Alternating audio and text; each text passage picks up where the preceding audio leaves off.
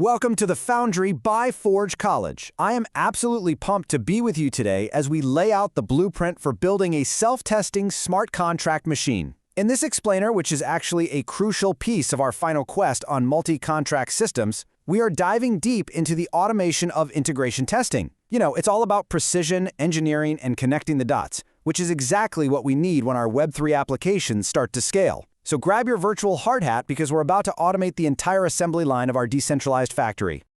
Okay, here is our engineering schematic for today. 1. The manual testing trap. 2.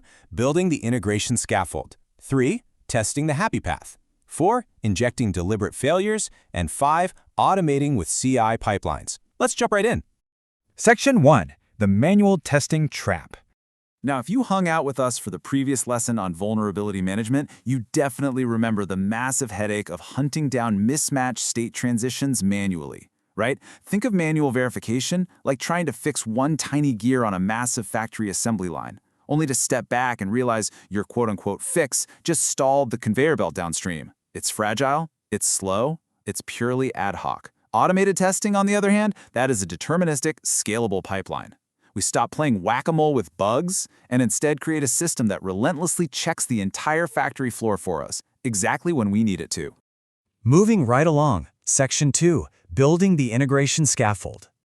So before we can actually test the factory, we have to draft the blueprint and construct the integration scaffold. To do this, we need to understand a really core concept. A fixture is a deterministic, repeatable starting state for our tests. Imagine you're trying to master a highly specific endgame chess maneuver. You wouldn't play a whole random game just to practice that sequence, right? No way. You'd set up the exact same pieces on the exact same squares every single time. That's exactly what a fixture does for our smart contracts. We need deterministic signers and fast, idempotent setups so that whether we run this test locally or up on a cloud server, the starting state is completely identical. No randomness, no external surprises. And here is the architectural schematic of our project files. We have integration.spec.js for our actual assertions and fixtures.js to handle that rock-solid deterministic setup we just talked about. Deploy-fixtures.js manages our deployment handles, and finally, our ci.yml acts as the automated manager for the job. Actually, structuring files cleanly and predictably like this is a best practice we constantly emphasize in our other advanced developer courses at Forge College. A clean workspace leads to clean code for sure. Section 3. Testing the happy path. Now that our scaffold is built, it's time to turn on the machinery and watch it hum perfectly. The crucial point here is how these distinct parts interact.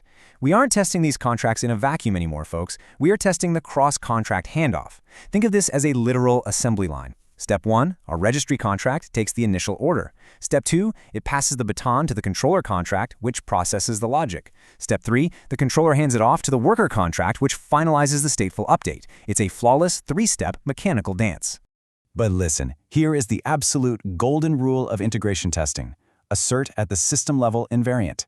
If you only check if the worker did its job, you've completely missed the point. We need to check the final state flag all the way back on the original registry contract.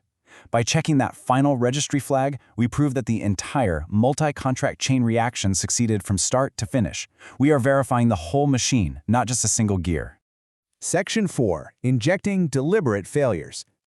All right, we've proven the factory works when everything is perfect. But now we're going to grab a giant wrench and throw it straight into the gears to make sure our alarms actually sound.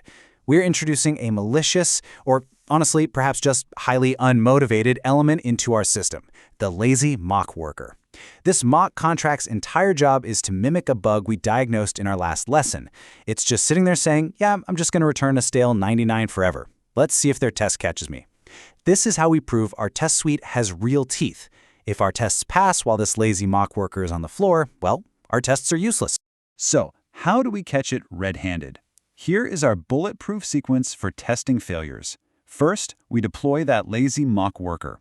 Next, we replace the actual worker reference in our controller contract with this mock version. Then, we execute our cross-contract call from the registry, exactly like before. Finally, and this is the kicker, we write an assertion that explicitly expects the integration to fail. We want to see that red error message. By forcing a failure, we guarantee that our safety nets will actually catch a regression if we accidentally deploy broken code in the future. Section 5. Automating with CI pipelines. So we have our tests for both the happy path and deliberate failures. Now we need to put the entire factory on an automated schedule so it runs every single time we push new code. We achieve this using a beautifully simple continuous integration workflow, like GitHub Actions.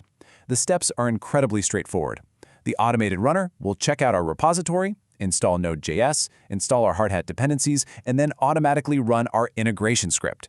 It does all this in the background. It's literally like having a tireless night watchman who runs a full deep diagnostic on your factory floor every time you update the blueprints.